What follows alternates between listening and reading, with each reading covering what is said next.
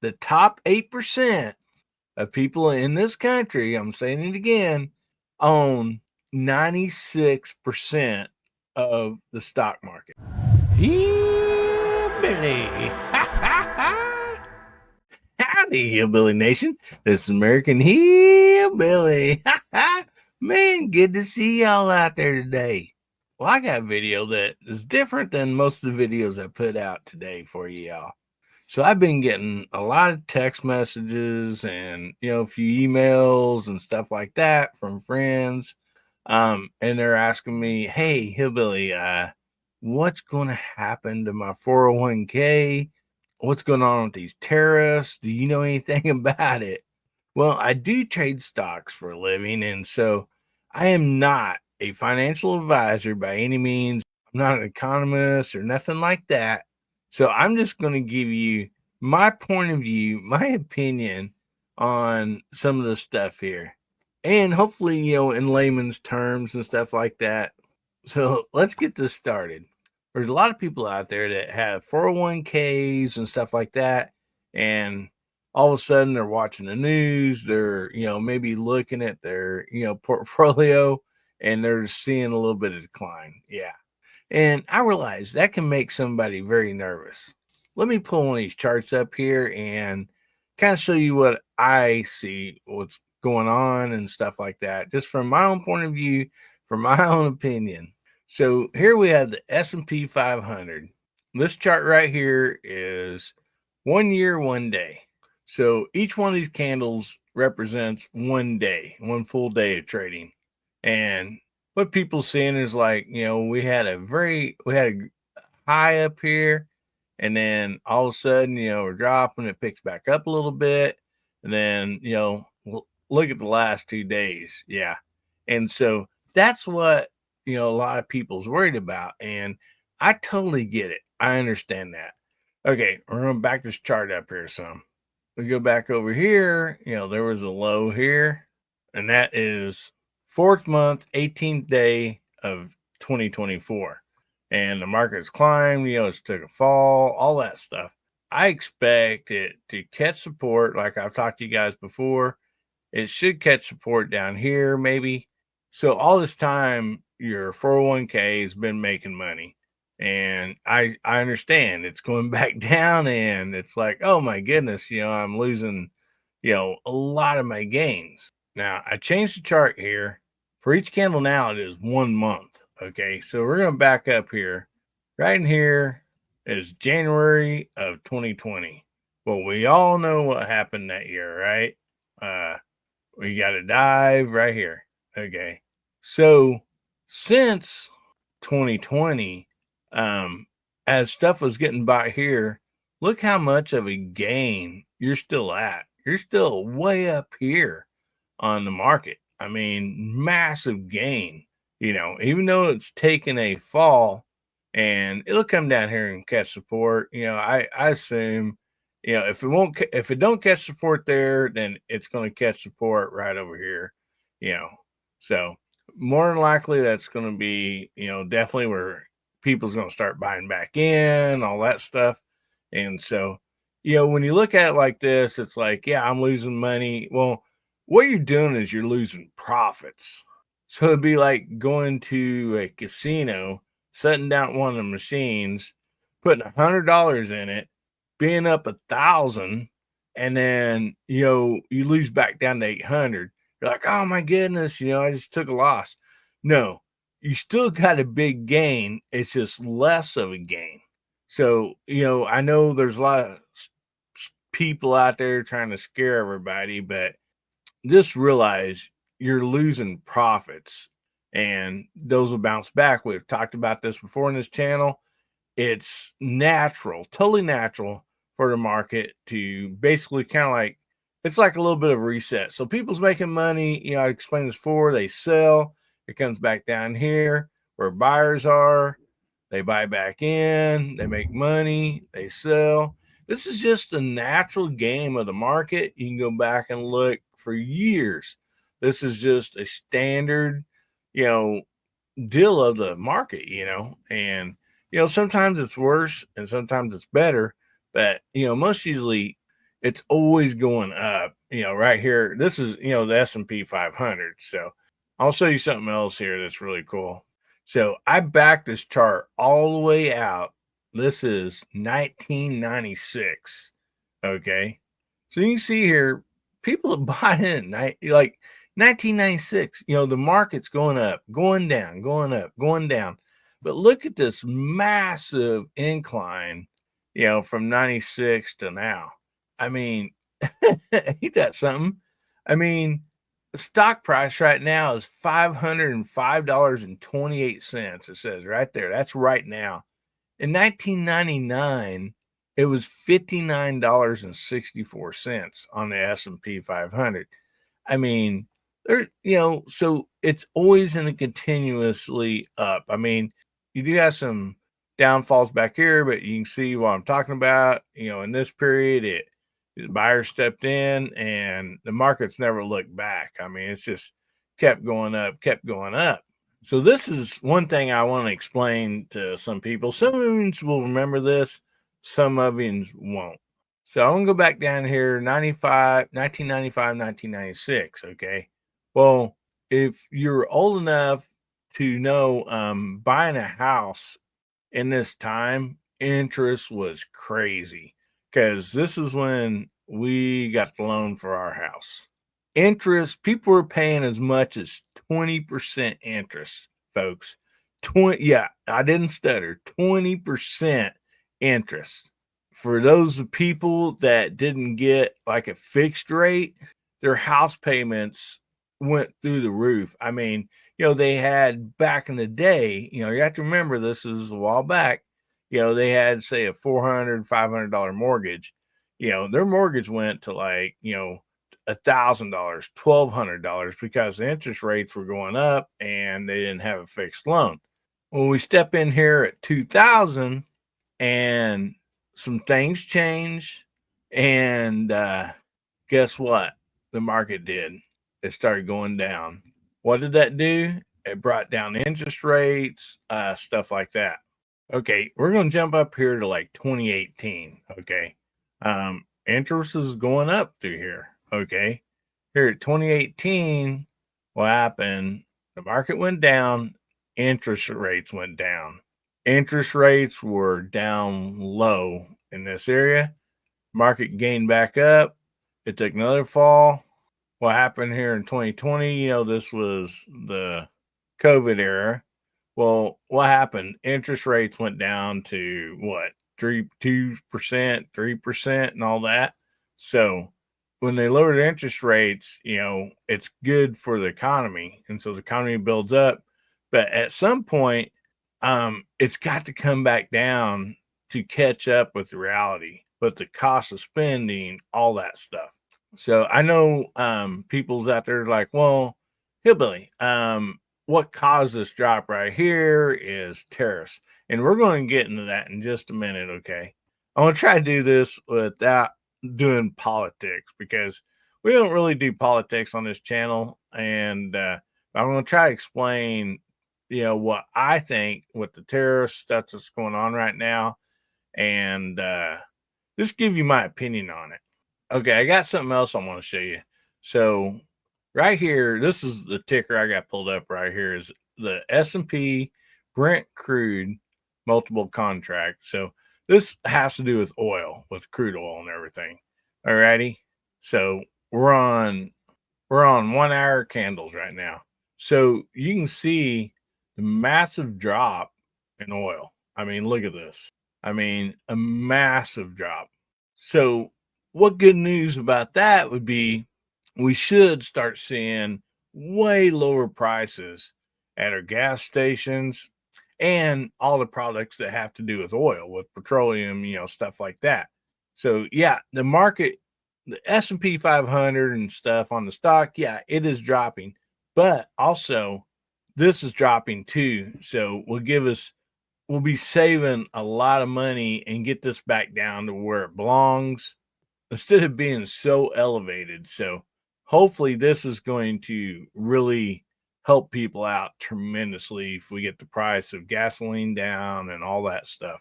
So I'm really excited to see this go down, no doubt about it. I figured I'd jump back over since we talked about this stock before, Tesla. Um, like I said, this is something we discussed and everything, and we see that it did come down here. Buyers jumped in, got back up, and it's on the way back down a little bit, but I assume it'll find support in here somewhere. So, like we talked about, the people that bought back way down here, they're still way ahead on gains, and the people that did on most, like any stock that I talk about, you have to take your profits. Yes, at least sell some of them. So, like I showing there on the S&P 500 earlier, people's going to sell. When they sell, it goes down. When people buy back in, it goes back up. So I'm hoping some of this is helping some of you guys, not to panic. Okay, guys, before I pull up these stock charts, I just want to remind everybody you can look this up. As far as I know, it's fact and it's truth, but 8%, yeah, that's 8% of people in this country, they own 96% of the stock. The top 8% of people in this country, I'm saying it again, own 96% of the stock market. So all these 401ks out there and everybody's trading on their phone and trading like I do. We're just such a small percentage of owners of stocks. Yeah, I know it don't make any sense, but as far as I know, that is fact, that is truth. So these big companies, or big people, they do a lot of controlling the stock, and they're going to take profits and drop it. And the way they make money is manipulating the stocks, and they can do this legally by selling and people like us, the rest of everybody, they get scared, they panic sell, and then it brings the price right down to where they want to buy back in. They buy back in, they run it back up. I mean, literally, they play us like a fiddle. Honestly, they do. So always keep that in mind, even though there's a whole bunch of us out here that might have 401ks or whatever the case might be, investments. We're only a small percentage of stock owners. Now for the tricky part, we're going to talk about tariffs. And oh man, like I said, I don't want to get into any politics on this. I'm just giving my opinion. And from what I know, going back and reading facts and history and stuff like that, I definitely don't want this to get into any political debate or nothing like that. So, one of the first laws that our Congress passed in 1789, they started doing tariffs. Yes, tariffs on trade. Well, guess what? Back then, there wasn't any income tax and stuff. So 90% of what our government made, the finances that was coming into them, 90% was on tariffs. Other countries wanted to sell stuff to us, they had to, there was a tariff. And that funded our country. So our country is making money. Well, they decided in 1913, they're like, hey, let's start income tax. Yeah, we'll charge our own citizens an income tax. We'll make money from that. And when they did that, they started dropping the tariffs.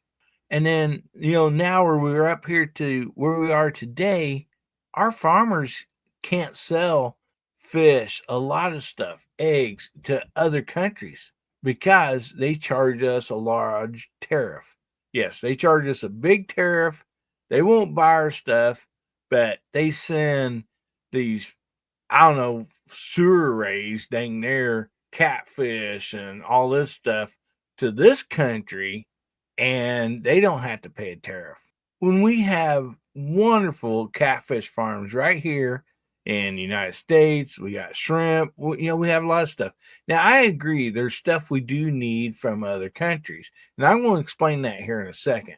But they don't buy our beef. They don't buy a lot of stuff. And I know yes, we do have some export. Yeah, I totally understand that. And I want to get to all that here in just a second.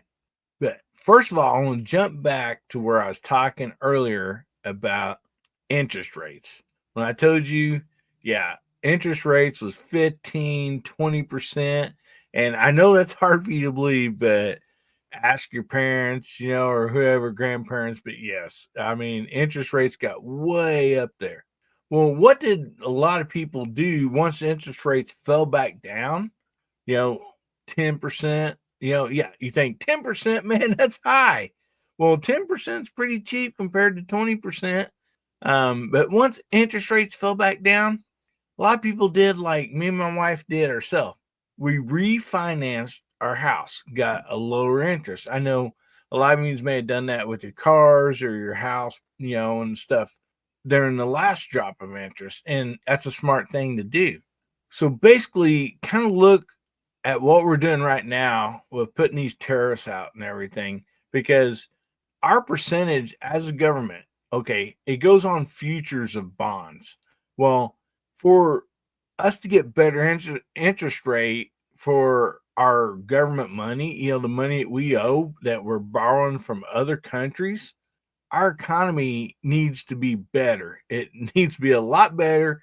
That's going to drop our interest rate for the country, for our debt. So it's almost like refinancing your house and getting a better interest rate. But we need our economy, we need, some of these cuts like this, tariffs and stuff like that, to make America, more money. So we have better profits, manufacturers are moving here and stuff like that. People's getting jobs. Well, what's going to happen is our interest rate to other countries, all that's going to go down. So it's like refinancing our home in a way. I know, but just think this is on trillions of dollars. Yeah, it's going to save our country so much money. And in return, our farmers and stuff like that, they're going to be able to sell beef, a lot of stuff overseas. Manufacturers are moving here, so it's going to employ people.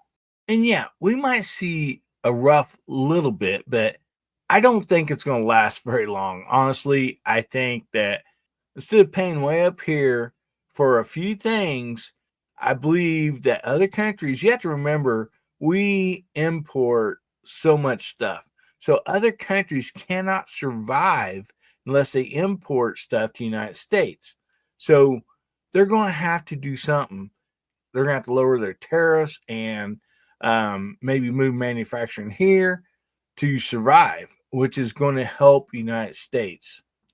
Okay, I've been thinking a long time about how to explain this tariff deal. And I'm going to try to put it in layman's terms the best that I can. And the way that I see it, the way I look at it, I've owned a few businesses in my lifetime. And I think I have a pretty good understanding, how businesses work and everything because they were successful businesses. So this is a scenario I'm going to use, hopefully, that will let you guys see my point of view on this. I have a store. I sell products.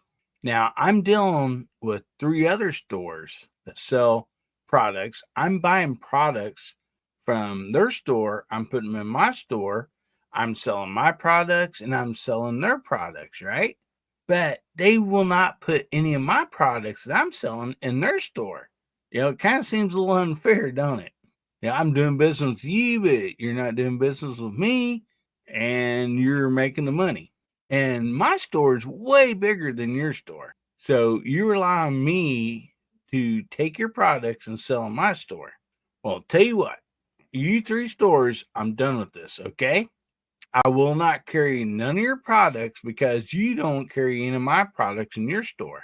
But if one of you want to carry my products in your store, then I will buy your products. Well, those companies know that they need to put their products in my store, even though they won't put my products in their store. So they're going to think about it. And one of those companies are going to say, okay, if you don't buy from me, then I'm going to be losing money. So, yeah, I will make a deal with you.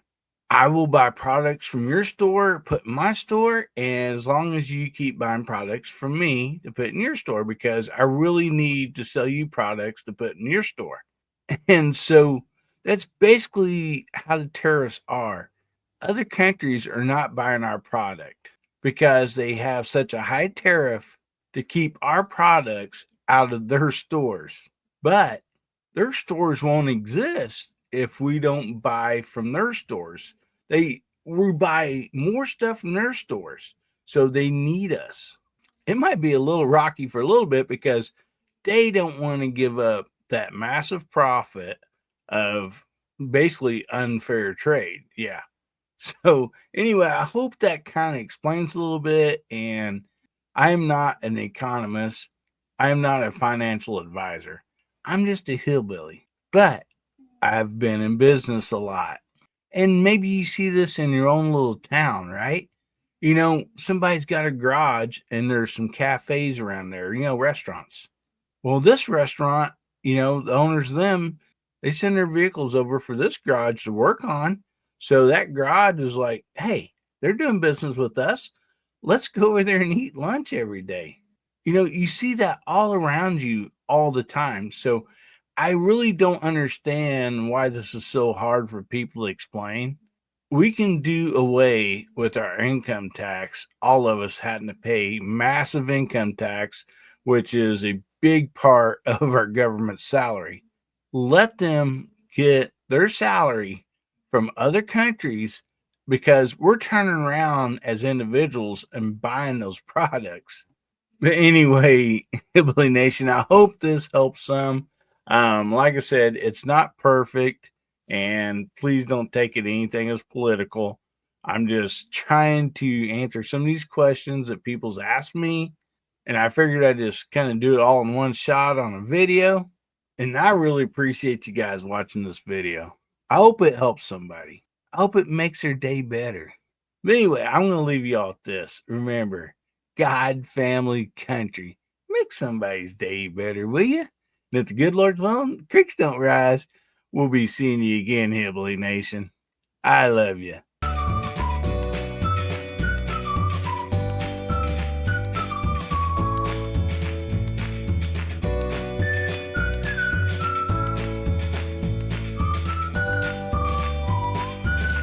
I sure hope you enjoyed this video. And if you did, please subscribe and check out some other videos here. And check out my other YouTube channel, Hillbilly Up. You can also follow me on Rumble, X, Instagram, TikTok. Everything is in my solo link down below. Thank you, and make somebody's day better, will you?